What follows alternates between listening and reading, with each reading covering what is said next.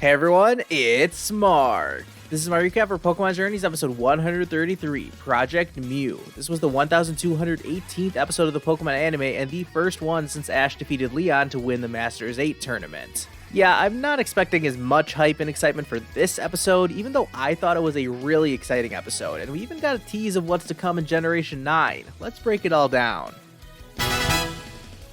The episode starts by resetting where we're at. Ash and Go have split up so that Go can join up with the rest of Project Mew, and remember that these events are taking place at the same time as Ash's battle against Leon.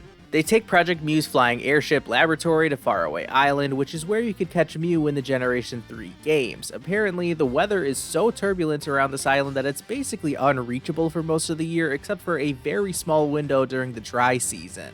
Go, Gary, and Horace are getting briefed about their mission by Professor Amaranth and Danica, and basically the plan is to land on Faraway Island and then climb to the top of Table Mountain, where they think Mew is. From over in the cockpit, Quillen is getting them to their destination, and yeah, this island is extremely remote. It's gonna be difficult for humans to traverse it. Professor Amaranth gives the chasers their orders, and it's time for them to set off.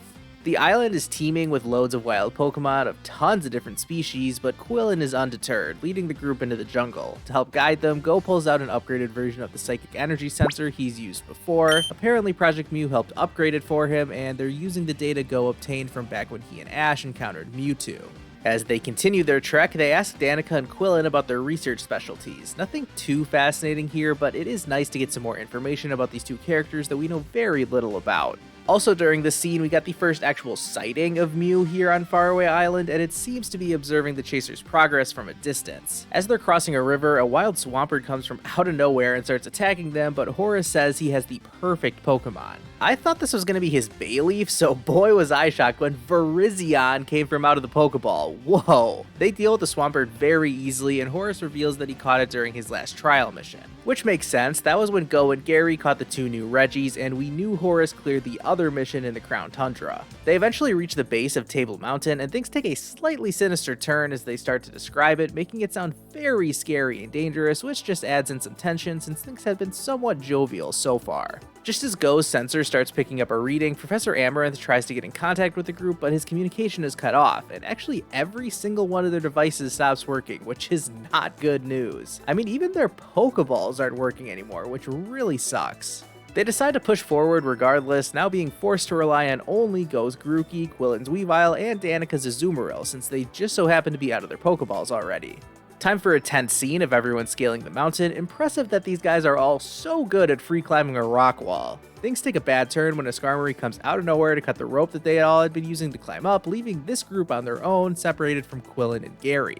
Grookey points out a ledge to their left, so they decide to take their chances going that way, while Gary and Quillen keep on climbing to the top. Danica's Azumarill finds a secret cave entrance behind a waterfall, while these three make it to the summit, and it looks like it took a lot out of Gary. Both groups proceed on their way, with Go's group walking through this cave, while Quillen and Gary find a different cave entrance atop the summit. Back with the others, Danica's Azumarill spots a half-eaten berry, and when Danica takes a closer look, she sees this fine, short hair, which sounds like it could be Mew's. While she keeps the berry for further testing later, the others have found themselves in an area that looks really similar to where Mewtwo was in episode 46 of Journeys. We continue to switch back and forth between groups, as now these guys are talking about if Mew will show itself. And really, all this talk did was fuel any more potential speculation about Project Mew's potentially evil intentions. They also question Mew's intentions during this conversation, and guess who still happens to be following them from a distance? Meanwhile, Gary and Quillen run into an angry Kabutops and Aerodactyl, but Quillen's Weavile takes care of them. Likewise, a Lunatone and Solrock block the other path, and Grookey tries to take them on, but as we all know, Grookey is useless, and it was up to Azumarill to save the day, and as they make a break for it past the wild Pokemon, we see Grookey looking a little disappointed in itself. The next twist literally falls out of nowhere in front of Gary and Quillen, and this wasn't just any random wild Pokemon, it was a freaking Groudon! Dear Lord. And to make matters worse, the other group runs into, you guessed it, a Kyogre. What is going on here? And now that these legendary Pokemon stand in their path, Project Mew leaves us with a real cliffhanger to end the episode. Well, that was eventful, and we haven't even talked about the Scarlet and Violet segment yet, but more on that later. For now, let's talk about this episode, and I don't have too much else to say in all honesty. This episode was just the first in this Project Mew story, and I thought it did a good job building up to whatever the conclusion is going to be. Although the episode started off slightly lighthearted, the tension and drama continued to build throughout, which got me really invested by the end. I just want to see what happens next. There was also plenty of subtle hints about what could possibly come next. I'm still really unsure though about what will happen, because I just think there are still so many different possibilities. That's really why I've already been super into the Project Mew storyline. I think there are just so many more creative possibilities than there were with Ash's storyline in Pokemon Journeys. Speaking of which, this is now only the second episode ever to not have Ash in it, although I wouldn't even count that really because he's literally here in the flashback sequence at the start. Regardless, getting to see Go and all these other characters going on their own adventure is a nice breath of fresh air. I'm not a part of the group that wants Ash to leave the anime after Journeys is over, but I definitely am open to the anime exploring new ways of telling stories, and this Project Mew climax seems to be exactly what I'm looking for. It helps that Pokemon Journeys has kinda spoiled us with so many strong trainers and Pokemon appearing. Like, in what world do we just get the ever so casual appearances of the likes of Virizion, Groudon, and Kyogre all in the same episode, and that's not even mentioning Mew. And the Chasers may have lost access to their Pokeballs for now, but we know every single one of them has their own legendary Pokemon with them. At least I'm assuming they all took their respective legendaries. This episode wasn't the most exciting, action-packed extravaganza ever, but it did effectively build up my anticipation of whatever is coming next, so for that, I'm giving this episode an 8 out of 10 rating.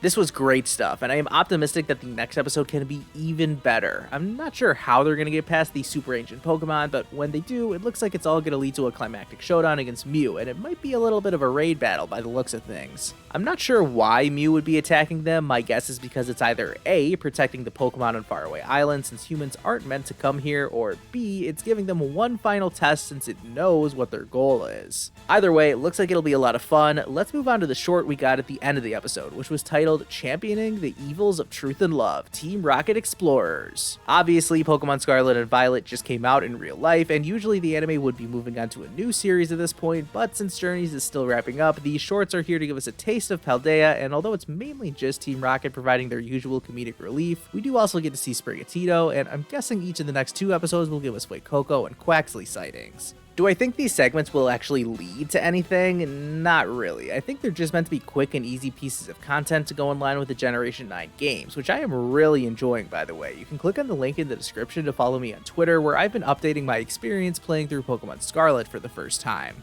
I know I've been slacking on making YouTube videos lately, but that's because of a combination of work, the Thanksgiving holiday here in the States, watching the World Cup, and playing Pokemon Scarlet. You can always keep up with what I'm doing over in my Discord server, but for now, thank you all so much for watching, and be sure to like this video and subscribe to my channel if you haven't already, and I'll see you guys next time.